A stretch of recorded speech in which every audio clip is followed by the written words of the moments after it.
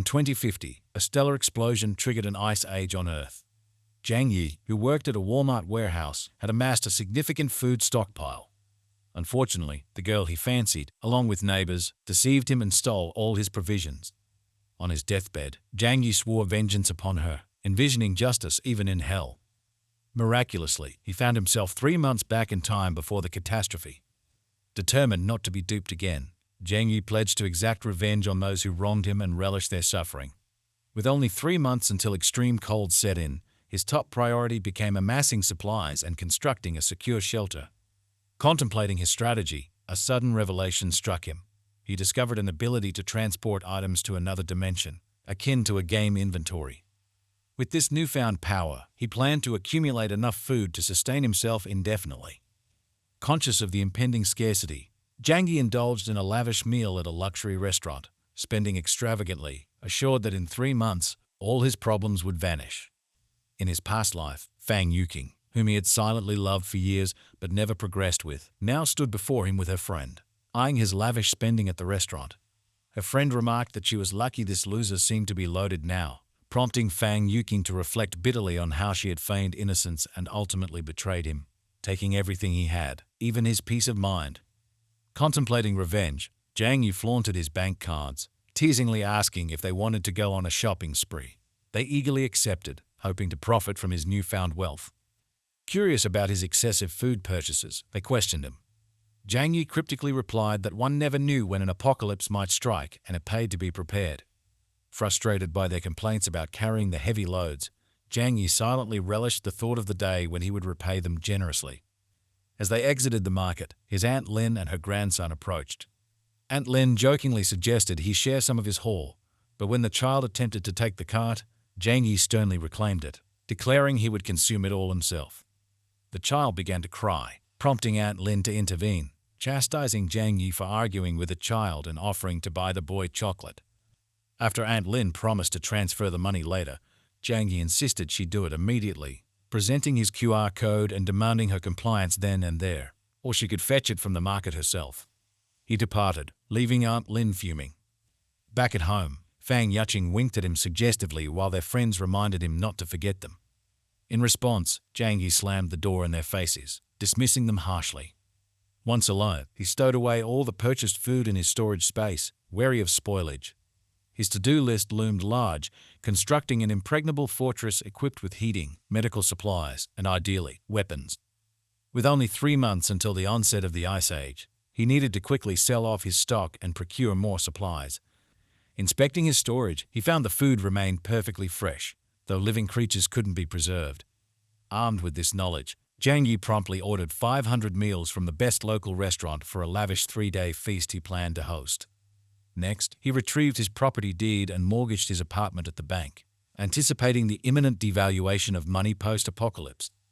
Despite the manager's warning about high interest rates, Zhang Yi eagerly accepted a loan of 9 million, pledging to repay 30 million in 3 months or forfeit his home and car.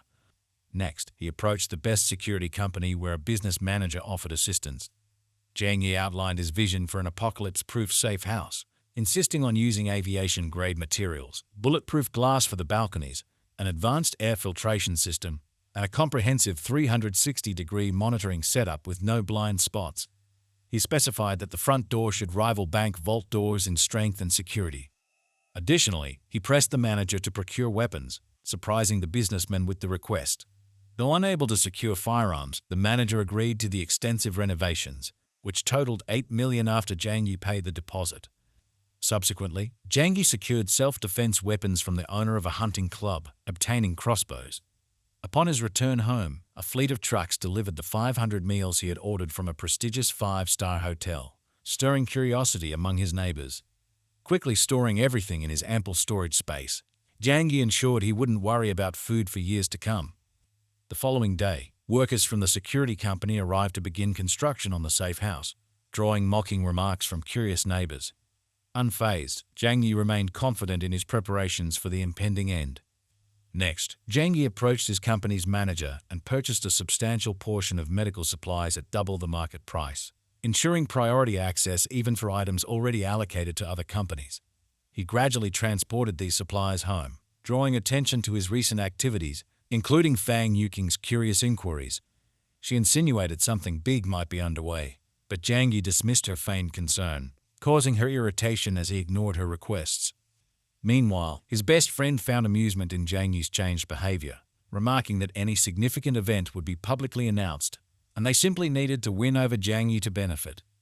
After weeks of construction, Zhang Yi's fortified safe house was completed, equipped with comprehensive surveillance systems on every floor, much to his satisfaction.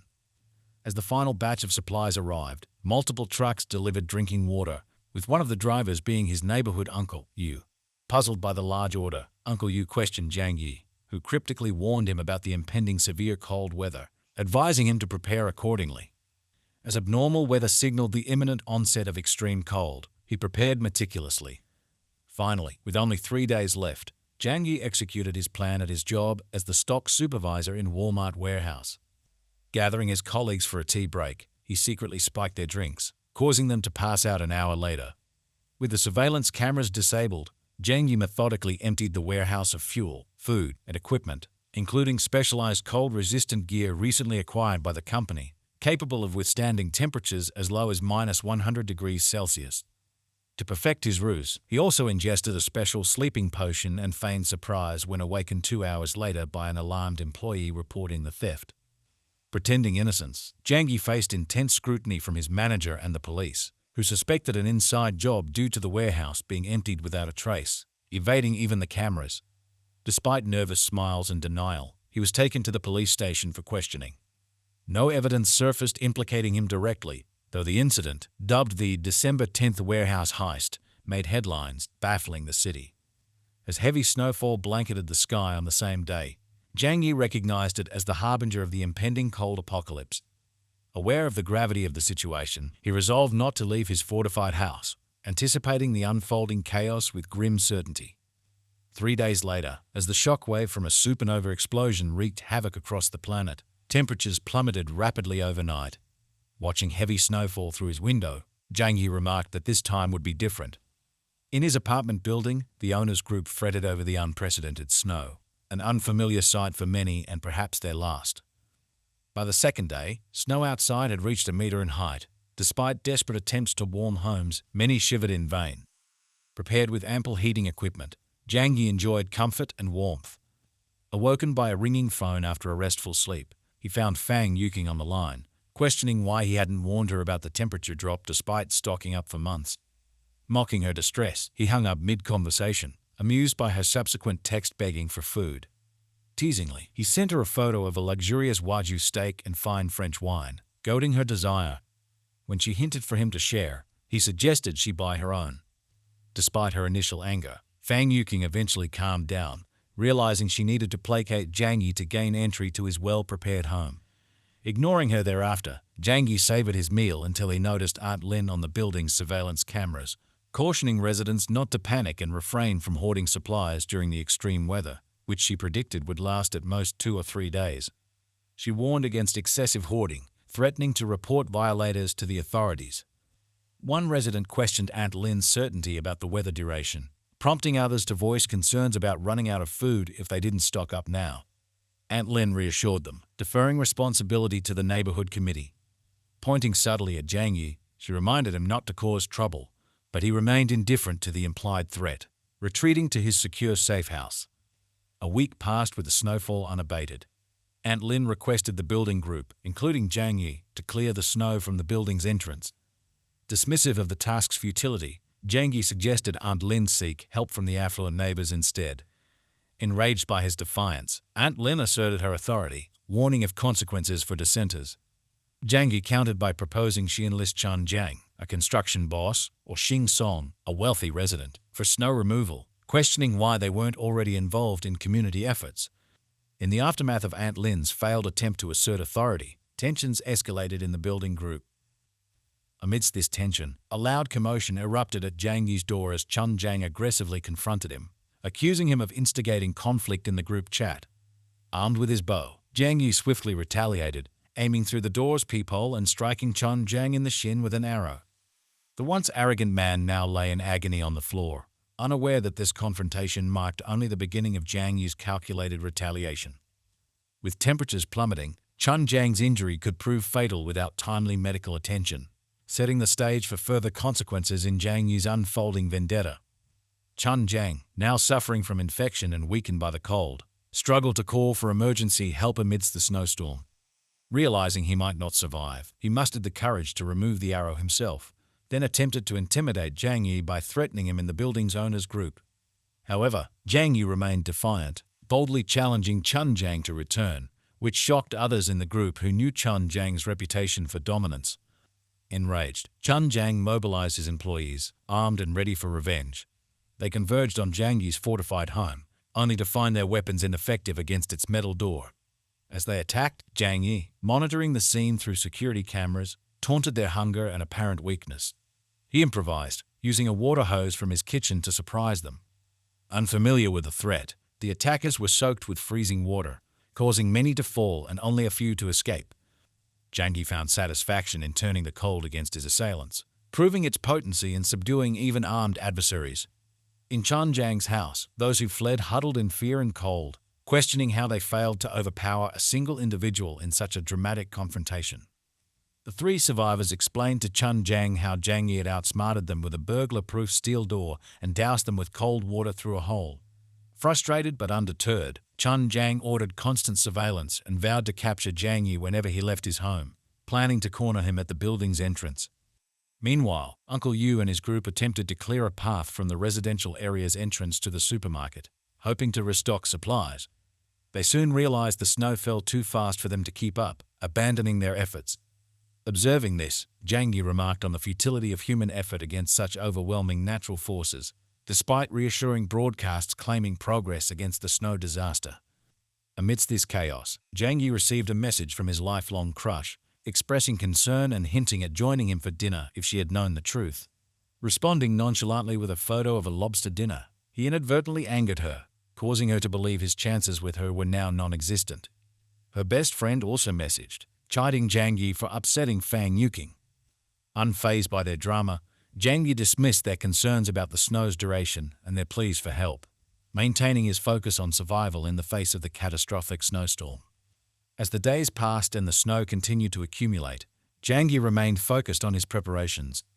Disregarding Fang Yuqing's attempts to engage him, he responded with a simple "oh," frustrating her and her friend further. They decided to seek attention elsewhere, turning to another neighbor, Zhou Ping, who arrived with a bag of supplies. However, Fang Yuqing's friend promptly dismissed him, showing they were solely interested in revenge against Jiang Yi for his indifference. 5 days into the relentless snowfall, the neighborhood plunged into darkness as electricity was cut off. Residents emerged from their homes, desperate for updates on utilities and warmth. Jiang Yi, meanwhile, casually ate chicken and activated a generator he had procured, whether legally or not, demonstrating his resourcefulness once again. Aunt Lin, now anxious and holding her grandson, received a message about the unprecedented global snowstorm, hinting at a potential mass extinction event. Shocked by the severity of the situation, she devised a plan to collect all available supplies from residents before the news spread. Posting a reassuring message in the owner's group, she urged everyone not to worry, emphasizing the temporary nature of the disaster and the ongoing efforts to restore utilities under governmental directives. The announcement from the neighborhood committee about mandatory supply collection stirred discontent among residents, including Chun Jiang, though even he had to comply with police orders. Meanwhile, Aunt Lin continued in the group chat, stating that due to the severity of the snowstorm, all supplies would be collected and redistributed equally to aid in the crisis. Jiang Yi, upon seeing this message, recalled Aunt Lin's similar actions in his past life, where she had stolen food from residents. Making a critical error, Aunt Lin mistakenly sent a private message to Jiang Yi, implying he had stored up significant supplies from his warehouse job and should contribute now. Infuriated, Jiang Yi responded with an audio message denying her accusations and claiming he had run out of supplies himself, daring her to share when she collected from the building. Aunt Lin, initially furious and taken aback, realized her dependency on Jiang Yi's resources for herself and her grandson. She softened her tone, reminding him of the organization's order that he must comply once the snowstorm subsides, revealing her vulnerability in the face of the crisis. Frustrated by Jiang Yi's dismissive response, Aunt Lin threatened to report his refusal to cooperate to the organization. Jiang Yi casually replied, focusing on his hunger and requesting instant noodles. further angering Aunt Lin to the point where she threw her phone against the wall in fury. Determined to secure supplies, Aunt Lin turned her attention to other property owners, deceiving them into sending their provisions to her house over the next 2 days. As chaos ensued and hunger grew among residents, Zhang Yi observed the unfolding situation with cynicism, believing people were foolish to trust anyone in this chaotic post-apocalyptic world. With tensions rising, owners began demanding answers from Aunt Lin about the missing supplies promised for equal distribution. Mocking their demands, Aunt Lin asserted that the supplies were rightfully hers, earned through her own efforts. However, her confident demeanor faltered when she received a call from Chen Jiang, who accused her of deceitfully hoarding the supplies. Panicking, Aunt Lin tried to defend herself, claiming it was the community's decision, but Chen Jiang's accusation left her sweating nervously, realizing the repercussions of her actions. The committee noted her diligent service. Chen Jiang then expressed approval, stating that 10 others awaited her to distribute supplies. Upon hearing this, Tia Lin attempted to argue, pointing out that the supplies had not yet been sorted and some owners had not submitted theirs, delaying distribution. Chen Jiang and his hungry companions disregarded her concerns and stormed her house, lawlessness prevailing in the chaos. He struck the elderly woman in the face, proclaiming justice. Meanwhile, Zhang Yi calmly observed everything on surveillance cameras while eating a sausage. He also recorded the incident at Tia Lin's house, intending to share it in the building's group chat. Seeing them take all the food, leaving nothing behind, she tried to intervene. "Some of these supplies I stocked personally," she argued. "Without them, how will she and her grandson survive?" Chen Jiang ignored her pleas and kicked the old lady. Shocked, her grandson grabbed a bread knife to defend her and stabbed one of the men in retaliation. Enraged, a worker kicked the boy in the chest while others laughed. Chen Jiang showed no remorse, justifying it as deserved punishment for deception, cheered on by the resident group watching. "These fools don't grasp the real issue," Zhang Yi remarked dismissively. "Today it's Tia Lin's house. Tomorrow it could be yours." Unconcerned about the risks, he declared his steel door impenetrable. Later, Tia Lin pleaded for help in the residents' group, seeking hemostatic drugs, wound medicine, and antibiotics for her grandson, who had been injured by Chen Jiang. Zhang Yi, once a compassionate doctor, was deeply affected upon hearing this plea. We could see why his eyes were turned in different directions. Tia Lin made a desperate plea for medicine, promising gratitude to anyone who could provide it. However, all she received from the residents was silence. No one wanted to believe or offer help. Observing this, Zhang Yi merely mused that it must be karma,